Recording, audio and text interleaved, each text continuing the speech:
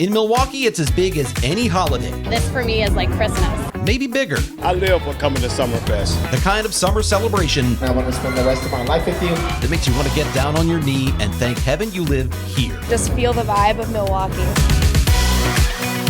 No matter your taste, Meatloaf, Rick Springfield. Moody Blues. the big gig delivers. We have something for everybody. It's time to cue the bands for the 57th running of Summerfest. This to me is the epitome of Wisconsin.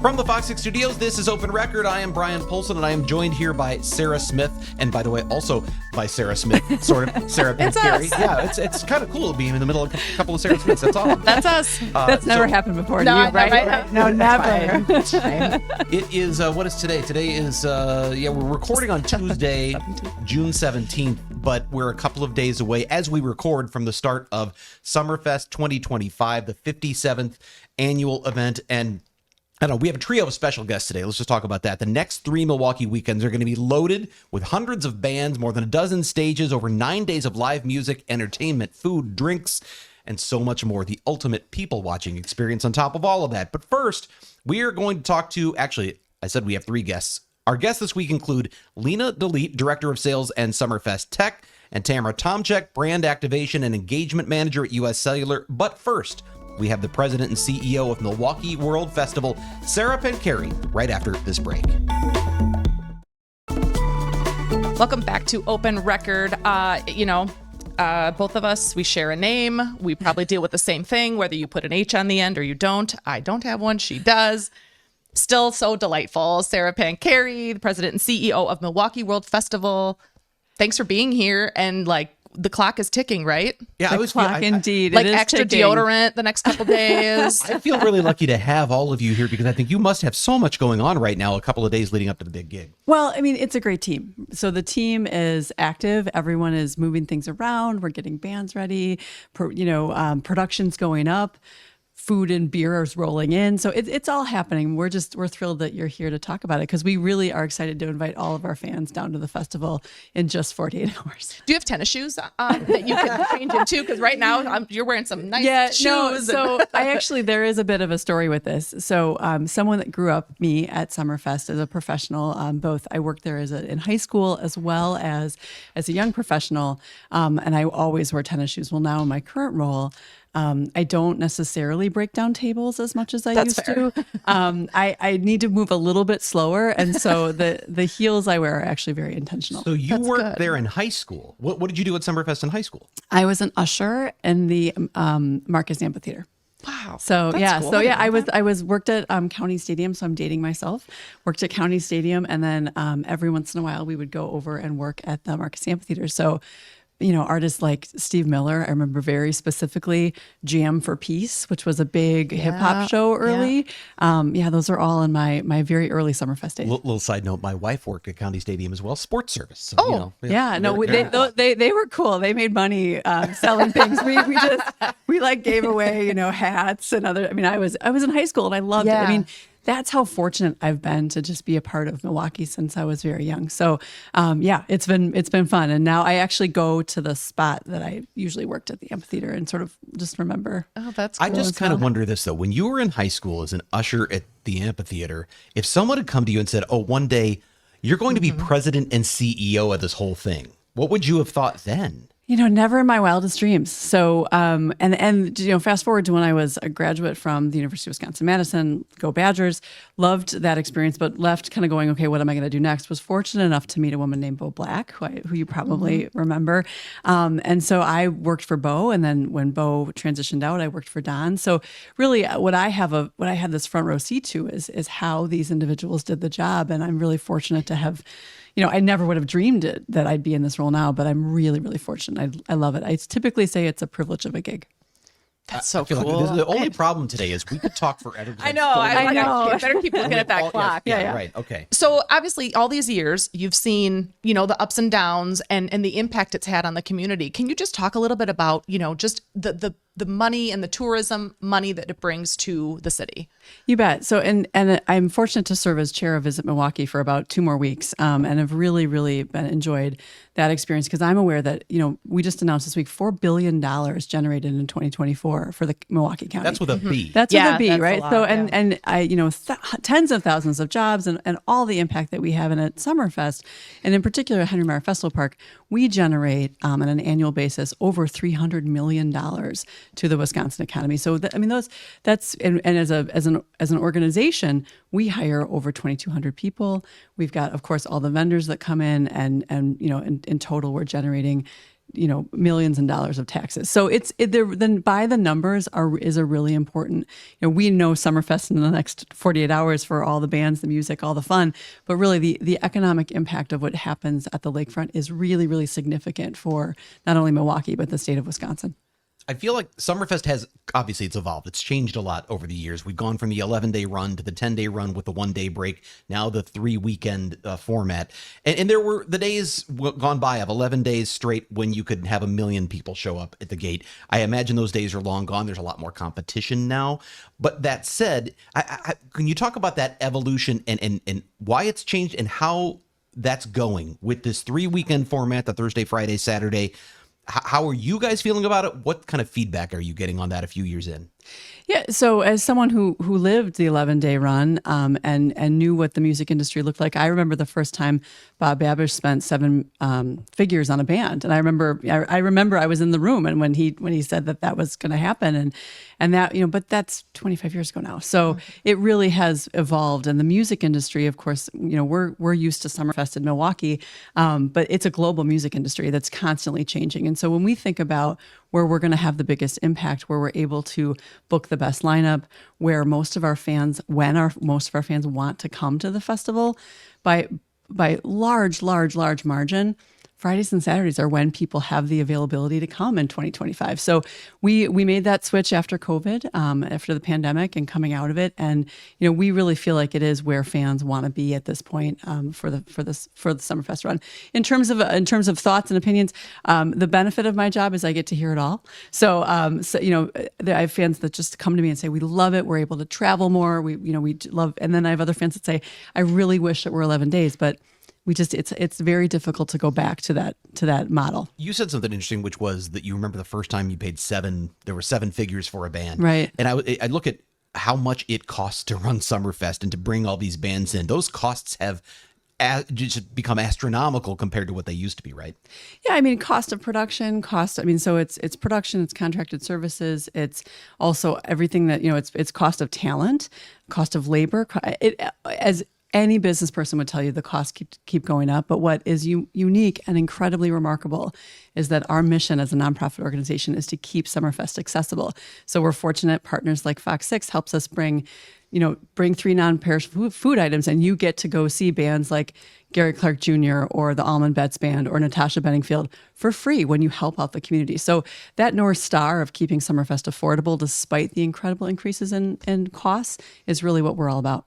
I was looking through some of the promotions and stuff and ways to get in. And I always kind of joke that we always say, like on the podcast, if you can't find something to do in Milwaukee, you're not looking hard enough or whatever. And I feel like that's kind of like Summerfest. Like if you can't find either a way to get in for a discount or free, or go to your, favorite liquor store and buy a 12-pack and get a ticket, like you're doing something wrong. So like there's multiple ways, in my opinion, to get in. And see the bands that you like. And even I just started writing down some of the acts that are at Summerfest. There truly is something for everybody. Like whatever your taste is, whether you go there to see someone specific or whether you're like, I just have a free Friday, I'm going to go walk around, you'll find somebody.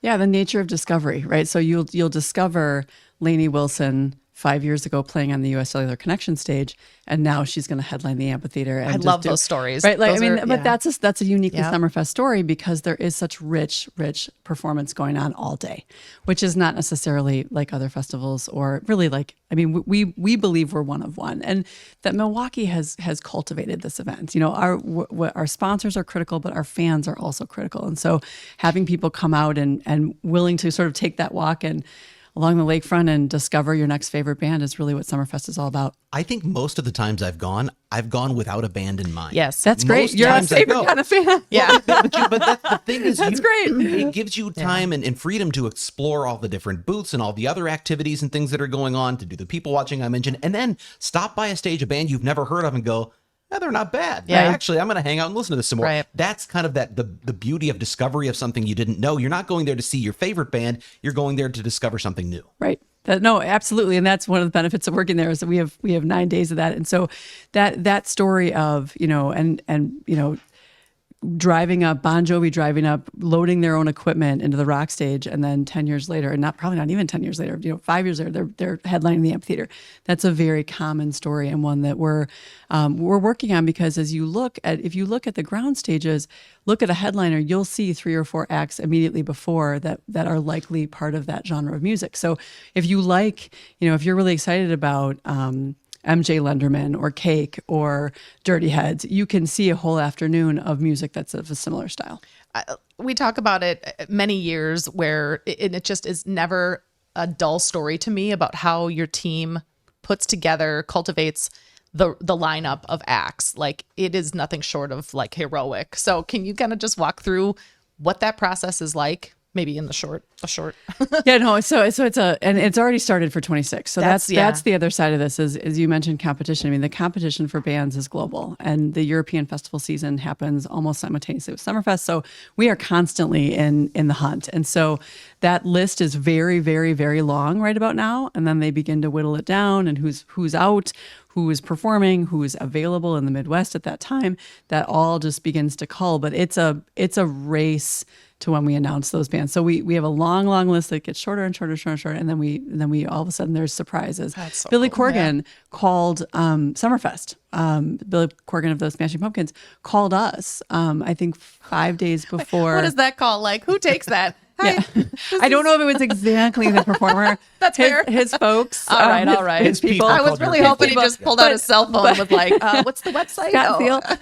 No, but the truth is that, because Milwaukee has such great fans and because Summerfest is such a great place to play, they'll call us. And so, of course, when the lead singer of the Smashing Pumpkins calls, you make time. Yeah. I want to, there's so many things I want to ask before. I know we're going to run out of time because we have other guests. So I want to ask this because, or make sure we talk about this. Summerfest runs for these 9 days over 3 weekends, but Meyer Festival Park and Milwaukee World Festival, that's a big part. It's not just Summerfest. It's so much more.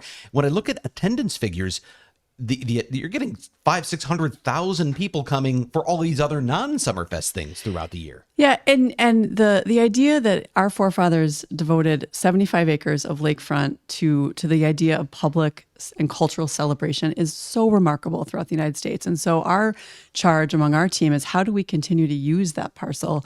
Under Don's leadership, $160 million in private investment went into that park, from the American Family Insurance Amphitheater all the way up the grounds. And so when we think about how to use it, we're excited that 62 events so far this year will take place on those grounds. And so our hope is that fans not only come for Summerfest as well as our cultural festivals, but come for a concert. We just announced Smoke on the Water, which is going to take place the weekend after Summerfest. It's a barbecue event. We have a new Incredible India festival that's taking place that same weekend. We want to be the place where you go to celebrate culture. We know there's other big music festivals out there. Barbecue. Write that down. Are these other music festivals that are out there, are they starting to go, we need permanent grounds too? Or has anyone else followed this model, or is this unique? It is. We are one of one. We entertain people from across the country that come and say, how did you do this? And then we say there's been great Milwaukee leadership who's invested in this parcel. That Summerfest has continued to invest in the infrastructure, but the idea of 12 stages, 9 days, and the amount of music that we produce, that has produced incredible results that have been put back into that festival park. I will tell you, I'm from Missouri, and I have a lot of people who knew nothing about Milwaukee, and then they'll come visit, and they know I live here, and they're like, why didn't you tell me? And one of the number one reasons is they end up at Meyer Festival Park for something. That's great. Usually Summerfest. That's great. That's part of the whole tourism story and why it's so important to support not only Summerfest, but the cultural festivals. What's your one hot Summerfest tip? Oh, download the app. I mean, truly download Yeah. the app. I mean, it is like everything. I mean, so as someone who, again, my age, I'm a paper person I have too. a paper. I do I see you love with all your paper over there, and I'm like, I got some feel that. But the app is a powerful tool because what we can do is send you offers during when you're on the grounds, and you'll learn about things like the private performances at the American Family Insurance House, or I shouldn't say private, but exclusive performances. I mean, anything changing, all the cool stuff that's going on. So yeah, download the app would be my tip. And that's one of the promotion days, right? Too, if you have the app. Yeah, Isn't you there can get a day- ticket. Yeah. Yep, you'll get a ticket if you download the app. I think those are almost exhausted, so we should do that All quick. right. I want to keep talking to you, but we've got other guests. So Yes. we're going to have to say goodbye, Sarah. But Summerfest, we talked about, it brings people together. It also brings local businesses together through music and live experiences. Some really cool stuff is going to be happening for this year's big gig. We'll talk about that right after this. Welcome back to Open Record. We are joined now by Lena DeLeet, who is Director of Sales and Summerfest Tech for Milwaukee World Festival. Thank you for being here. Thank you so much for having me. What does that mean? So especially the Summerfest Tech part. Tell me, there's a lot of stuff going on there. Yeah, so as Sarah was mentioning in her segment, Milwaukee World Festival is continually producing new events. And so although Summerfest Tech is on its 8th iteration, so not quite super new, it definitely is gaining a lot of legs post-COVID and in the past couple of years. And so Summerfest Tech is a 4-day tech conference that merges with the music festival. So many people have heard of South by Southwest. I mean, this is our step forward to engaging with and supporting the business and tech community, which is continually expanding and growing here. And what's really cool is everyone who attends that conference gets access to the music festival. Very unique for a tech conference. What are some of the ways that you've had to? I mean, it's 2025. Obviously, tech is evolving and not even like slow, like very fast. And so how have you guys had to adjust, just how you do this and how you involve tech into the fest and to fairgoers? Yeah. So we sort of, when it comes to the tech conference specifically, we meet the people where they're at. So we get a ton of feedback from our attendees, our partners and sponsors, steering committees who are working in it every day. They're IT leaders, they're technologists themselves, entrepreneurs.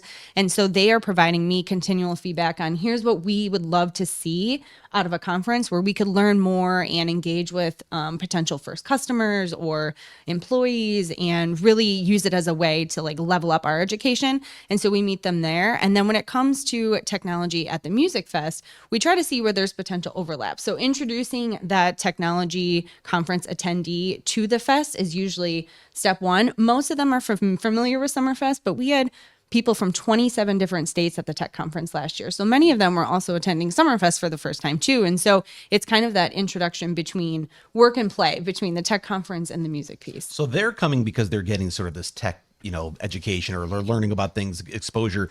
But are you looking for potentially people to incorporate or sponsor or be a part of Summerfest?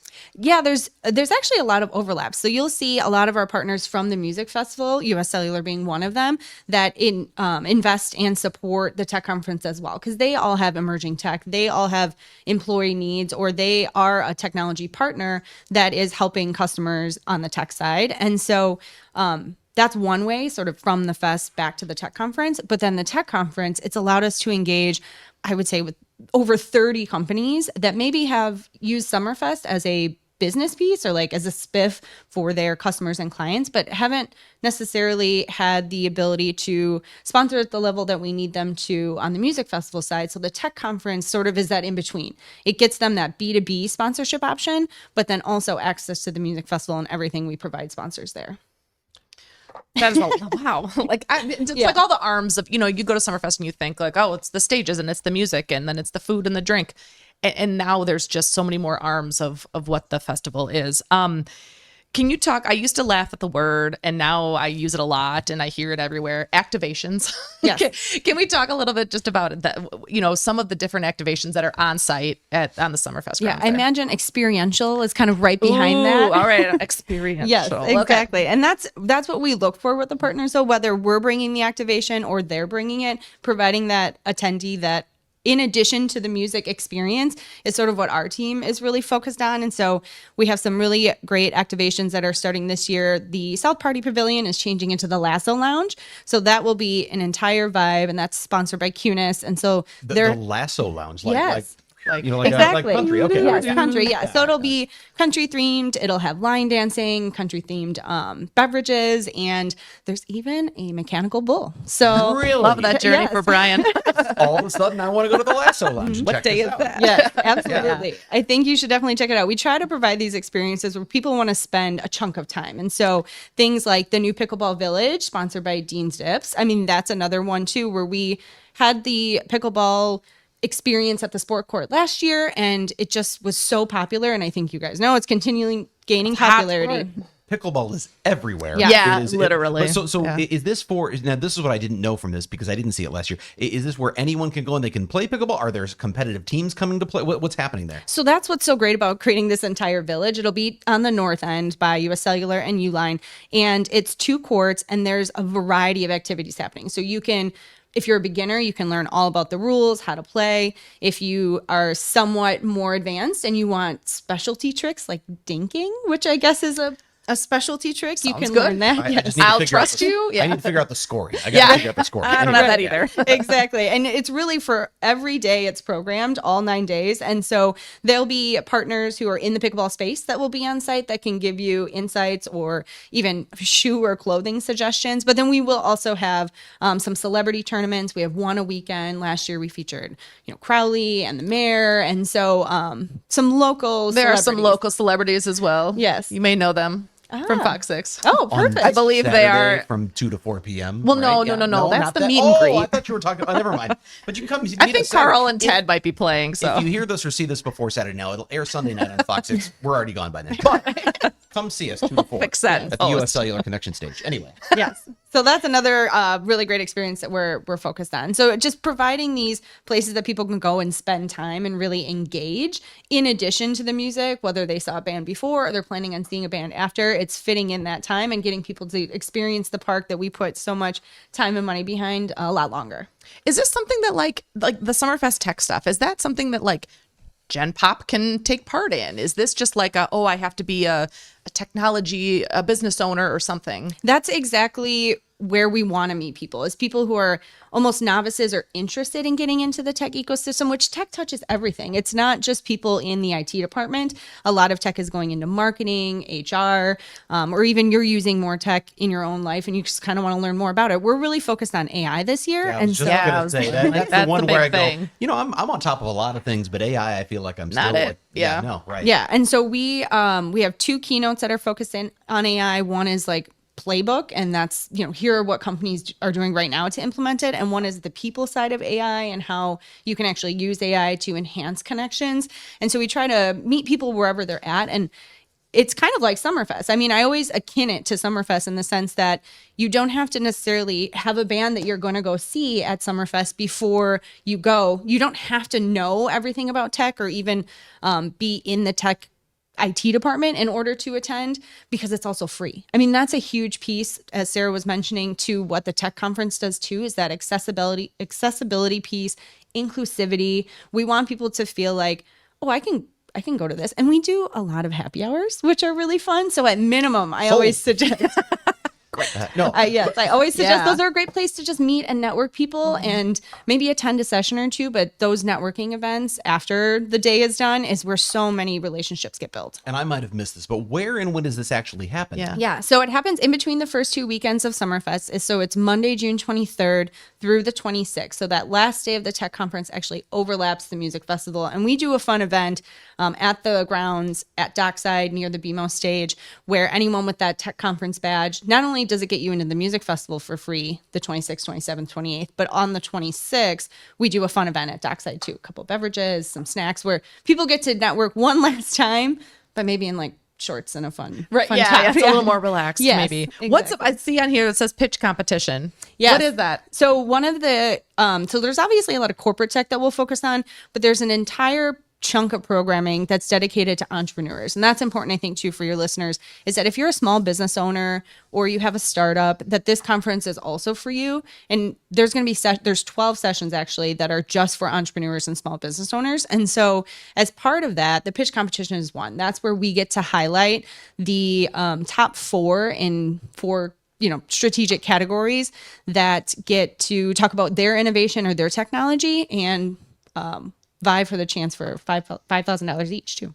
So during the festival, where is Lena? What are you doing during this? Like, what are you running? Are all of you running around like chickens to their heads? What happened? Or do you finally get to relax and enjoy it? I would say that we are all hands on deck. I mean, there's no one is above any sort of support or help or job. And so we are everywhere as much as we can possibly be. I work with a lot of our great sponsors, so making sure that they're set up, that they're getting everything they need to provide the best experience for the attendees. That's part of my job. And if they're good, then it's walking that mile lap tip to tip and helping someone look for the nearest bathroom, or where do I go to, put on sunscreen, or just those sort of logistical questions that attendees have, or where is this band playing? How do I get to the Miller Lite Oasis? Like, those are all things that if you're wearing this staff stuff, you are on, and you are meant to be there for all of our attendees. Direct me to the funnel cake. Something like that, right? Yeah. And again, you kind of know where those are, right? You see all those spots all day long. Well, again, we could talk forever, but we've got one more guest we want to get to. So, Lena, thank you so much for being here. We would talk about partnerships. FOX6 continues its partnership with U.S. Cellular and the U.S. Cellular Connection Stage. Some pretty cool stuff for 2025, including, I'm told, a giant interactive boombox. We're going to talk about that. Yeah, we're going to talk to Tamara Tomczyk right after this. Welcome back to Open Record. One of the best parts of my job is to help, where I said worry about, I'm not worried at all, but to work through our logistics for Summerfest coverage. And one of the things that has been fun the last couple of years is that FOX6 has been the media sponsor of a stage at Summerfest, which is fun and exciting, and that is the U.S. Cellular Connection Stage. Tamara Tomczyk is here. She's brand activation and engagement manager for U.S. Cellular. Thank you. Let's just talk first right away about the partnership that we have. Yeah, super excited to be partnering with you guys. You've been wonderful to work with. It's been great to get to know all of you. Having you on the grounds has always been fun. So really excited about that. You know what's so funny? Summerfest is such a big thing and such a big deal. And it's so weird because I've worked in television for decades. And I go to Summerfest last year, and we've got our open record thing was up on the little marquee. And I was like, cool. Look, that's us. That's us. Like, oh my gosh. So excited. But it's at Summerfest. People are, so I don't know, there's something cool about that partnership, and that stage is just beautiful. It is. It's a beautiful stage. It never gets old. We've been there for over 20 years now. Sarah talked earlier about how long she's been at Summerfest off and on throughout her life. We were the first contract almost 21 years or That's 21 crazy. years ago. Yeah. With Sarah and I, and others sitting at a table. So I still see our logo up on the screen, or I come off the highway and I see our stage right there, and I get goosebumps every single time, because even after 21 years, it still is exciting. Now, I've got to so I know that that area though has changed. In its current configuration, how long has that stage been there? 2019. Okay. Because I recall going, I want to say maybe 10, 15 years ago going in, there was a stage that faced kind of the other way, right? And it was a little more like a controller confined space. Mm-hmm. And now you've got this giant, beautiful stage. It's just gorgeous. And this is the north end of the grounds. Mm-hmm. It's kind of got that angle thing. What I love about that stage is as you're walking by and there's the screens on the side, you hear the music, you can see it. It's so visible. From as you're going by, it just draws you in. Mm-hmm. Yeah. Even if you're not there to watch whatever's going, I walk past and I go, let's go stop here. It's a really inviting location. It is. I love that. Summerfest and their team had the insight to know, like, let's change this stage. It's going to give us a bigger audience space.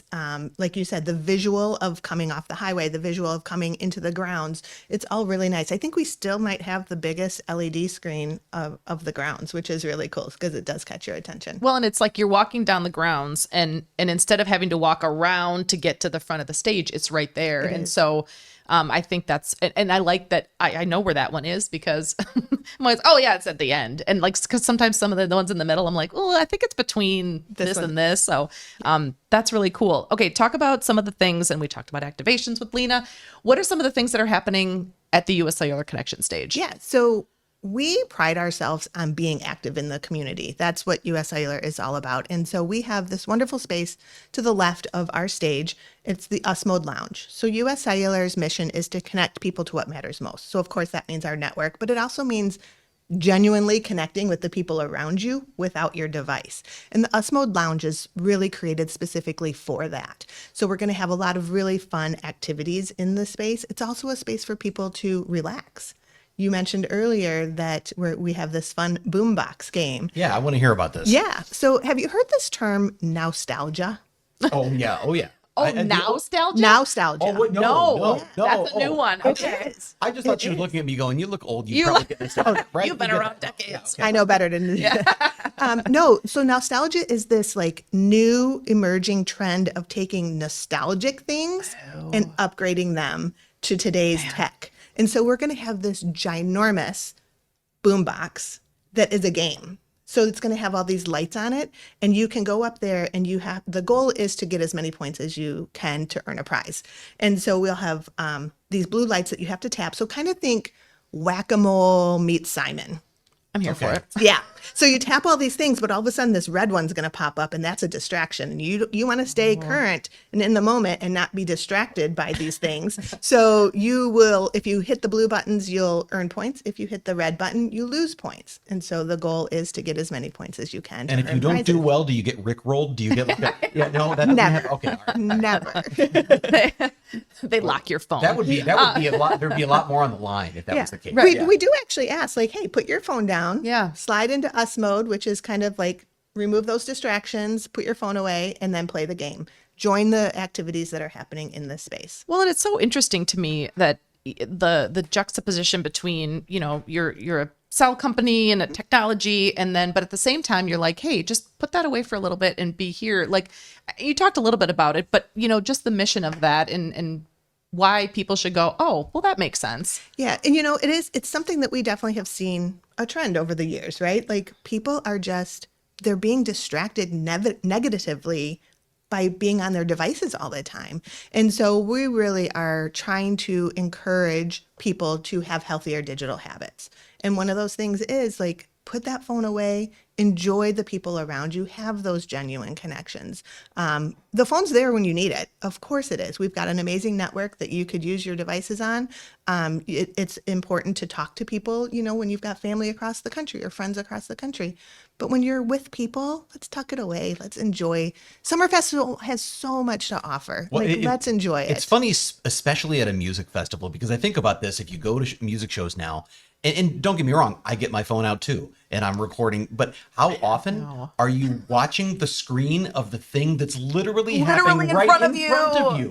Like, this is the experience, right. And you're going, but look, I've And got a how really often, great shot. okay, let's be honest. How often are you going to go back after a month and go, I'm going to go watch this audio on my phone that's probably horrible? Like, never. There's something about the way it just doesn't, never it sounds never the same correlates. in a recording and as so, it does live. put that thing down Enjoy and the just live. watch and Enjoy the listen. live. Yeah, we recently partnered with country artist Hardy. He's got an amazing song called Screen. And it talks just about that. We're constantly looking through a cell phone screen. We're forgetting about everything around us. And so many artists now say that, just put your phone away.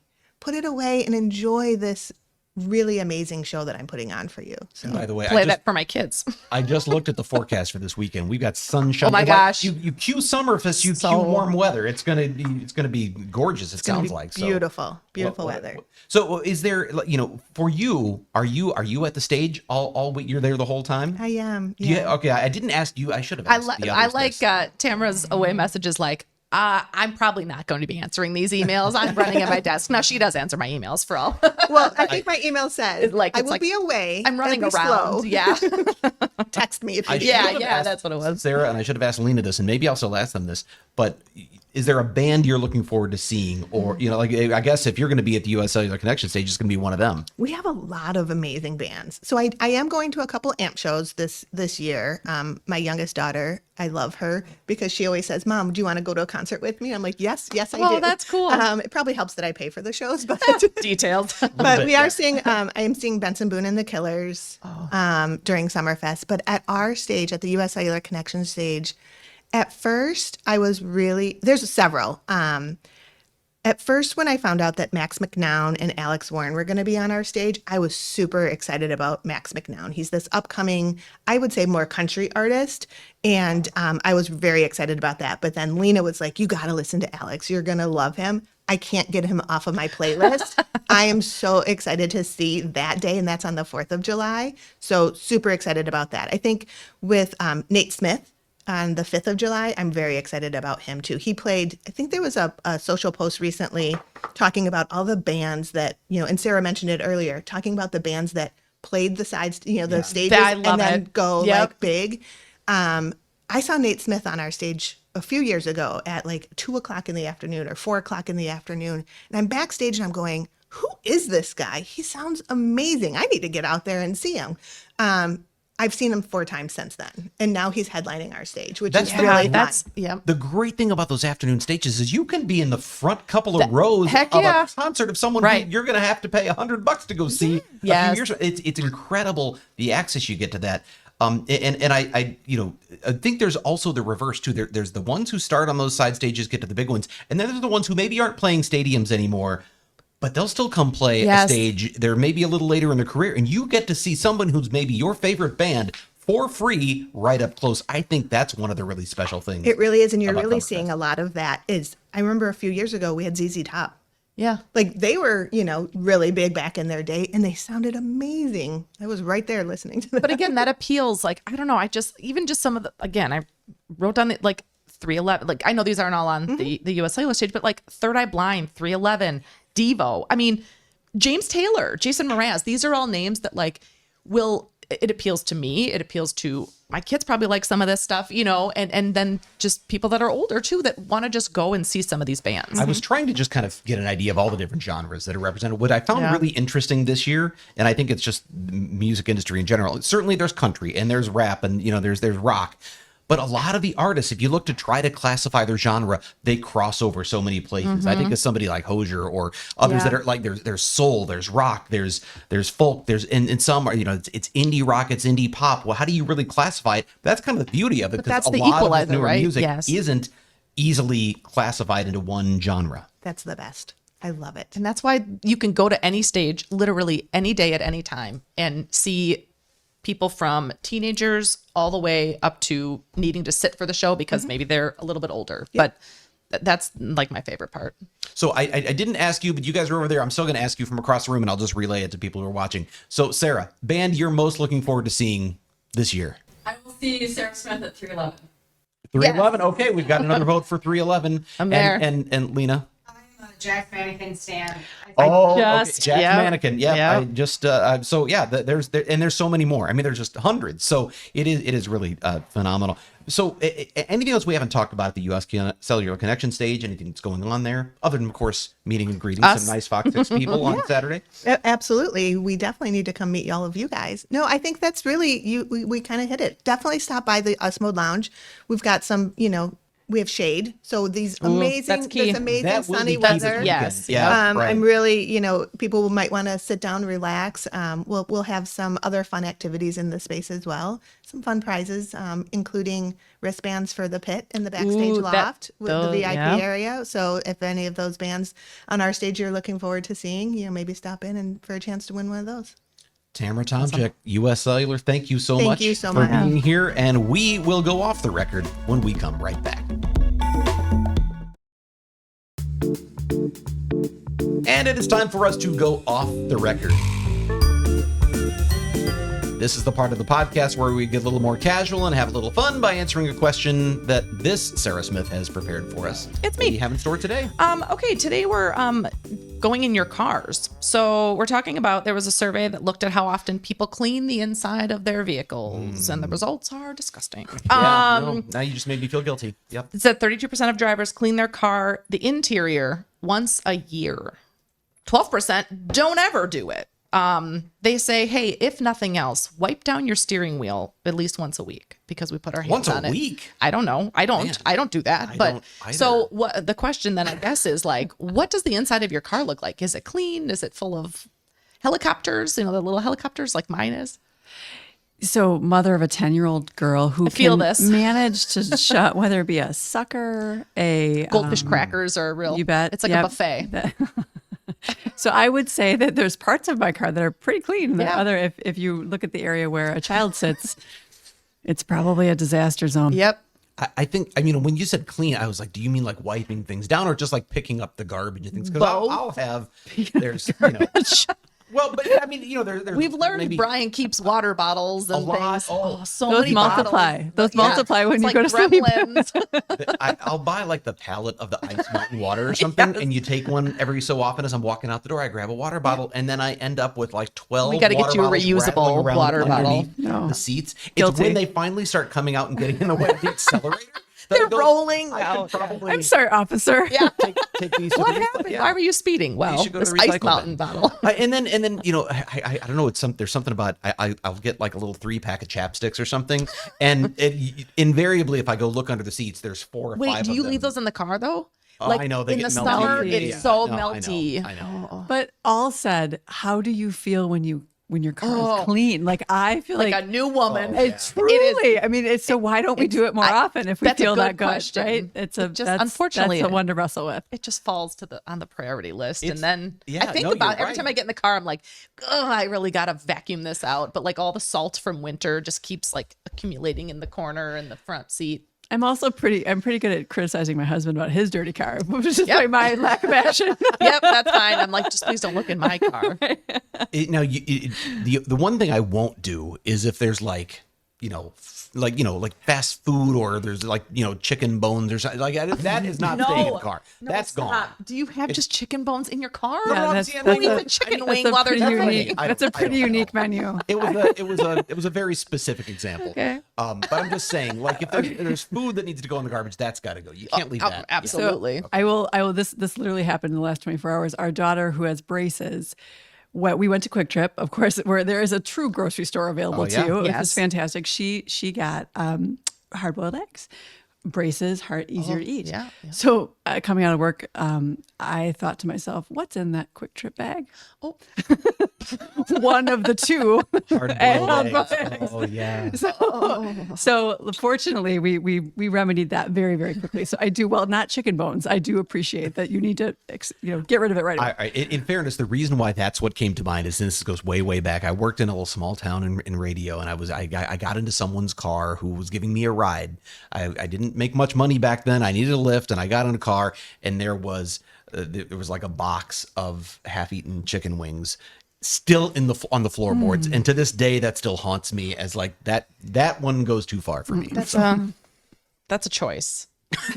Do you eat and drive? Like, are you a eat and drive? 150%. Okay. I won't eat, like I can't eat tacos and drive or anything like that. Tacos are not on the menu for me. That's fair. But just like snacks or like, are you like a snack eater? Do you eat a whole meal? No, like okay. a protein bar. Oh, okay. Yeah. Okay. But Bar form. actually, Yeah. speaking of Quick Trip, though, they've got all those little handy hot foods that are kind of easy. That I could see, like grabbing a chicken sandwich and eating that on the go. yeah. Do not though. I love Quick Trip, and I would be a spokesperson in a second. However, the burritos, I went to. They're like lava pockets.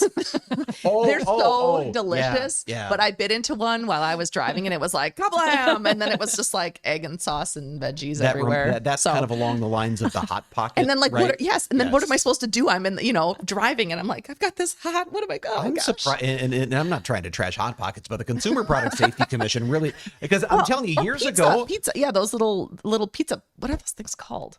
Pizza rolls. Yeah, Okay, pizza rolls. Pizza Totino's. rolls. to the college food. Sorry. Pizza rolls. Oh, I still buy them. it's the same. Anything where the hot stuff is on the inside is, but I had this happen deceiving. here at FOX6 in the I-Team office one time. I had a micro this years ago. And I bit into a Hot Pocket, and it spilled out, and it burned Third-degree burns. It burned me badly enough that I scarred, and I had to be on the air. I looked ridiculous, but it was a Hot Pocket injury, and it was not properly reported. They're so delicious, and I can't quit them. So is this what happens? You start a cut topping, we end up Hot Pockets. Basically, that's usually what happens. It's like, what's goes the off the question? rails. And then we veer and Off off-road. the record creep is a real thing. Yeah, that's true. Who knows where A this might callback go sometimes too. after this. Is there anything else? No, today? that's all I got. We've got like it just says, "Don't be dirty, man." No, I'm just kidding. It doesn't say that. But Okay, so all right, so I'll go back to this thing because we asked you. You said Yeah. your band was you're joining her for 311. Well, you said, right? yeah. No, I mean, so it's like choosing children, right? So I could say, I mean, I'm really excited to see Def Leppard. I'm really excited to see Riley Green. I'm really excited to see Offset. As CEO, do you get to go and actually enjoy the bands, or are you like running around putting out fires? Well, I mean, we're still we're in the hospitality business during the festival, so we're constantly. We hope we see everyone that we know, who's an investor, who's a fan, who's a emerging artist. So we're constantly working. So I don't necessarily sit and watch concerts. Our kids get to go to one every year, so I check in on them. But so no, you're moving around a lot. It's like the day before Christmas. So It is. Christmas is coming. Christmas is coming, here. and I should probably get back to that. All right. We're going to wrap things up here on Open Record right after this. That is all the time we have on Open Record this week. If you have a topic you would like us to discuss on the podcast or an issue you think we should investigate for Fox 6 News, send us an email to fox6investigators@fox.com. Thank you, Sarah Smith. Sarah Pancheri. Yeah, thank you to Sarah Smith. As always, thank you to the people who make this podcast possible, including Tim Primo, who is behind the scenes here, our editor, Dave Machuda, our chief photographer, Kale Zimney. With that, I'm Bryan Polcyn. We'll be back next week.